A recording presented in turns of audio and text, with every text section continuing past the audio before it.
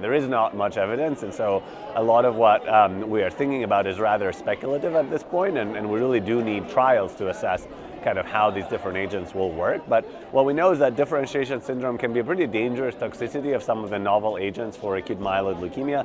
Specifically, differentiation syndrome with menin inhibitors seems to be a little bit different than the differentiation syndrome we're all familiar with from ATRA and from the treatment of APL. And so there is a lot of interest in thinking about what other agents can we use. Of course, we all use steroids to both prevent and treat differentiation syndrome, and then other cytoreductive agents like Hydrea and other agents can be used.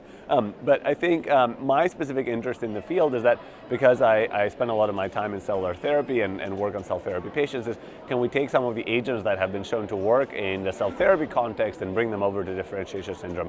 And I would say the answer is I don't know yet. I think this is a very interesting question, but I want to be very clear that we don't have any evidence that these are going to work.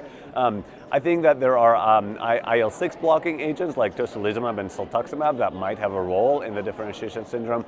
There are interferon gamma blocking agents such as emapalumab that might have a role. There is anakinra, which blocks IL-1. And so all of those agents could have a role in the treatment of differentiation syndrome.